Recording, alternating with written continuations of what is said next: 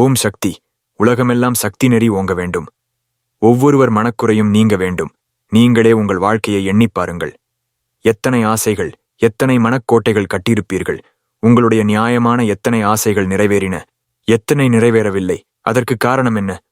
உங்கள் வாழ்வில் எதிர்பாராத திருப்பங்கள் ஏற்பட்டிருக்கலாம். அது உங்கள் வாழ்க்கை போக்கையே மாற்றியிருக்கலாம். நீங்கள் நினைத்ததெல்லாம் நிறைவேறிவிட்டனவா? அறிவும் முயற்சியும் உழைப்பும் இருந்தால் எதனையும் சாதிக்கலாம் என்பது விதி. எல்லாம் இருந்தும் வாழ்க்கையில் முன்னேற்றம் காணாமல் தேங்கிப் போனவர்கள் எத்தனை பேர்?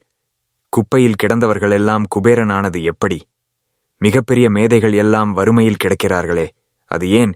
எனவே நம் அறிவுக்கும் ஆராய்ச்சிக்கும் பிடிபடாத விஷயங்கள் நம் ஒவ்வொருவர் வாழ்க்கையிலும் மறைந்து கிடக்கின்றன. அவரவர் பாவ புண்ணியங்களுக்கு தக்கபடி துன்பமும் இன்பமும் வந்து வாய்க்கின்றன என்று பொதுவாகச் சொல்லப்படுகிறது. அது எப்படி வந்து நமது வாழ்க்கையை பாதிக்கிறது என்பதை அவரவர் அனுபவங்கள் மூலம்தான் தெரிந்து கொள்ள முடியும்.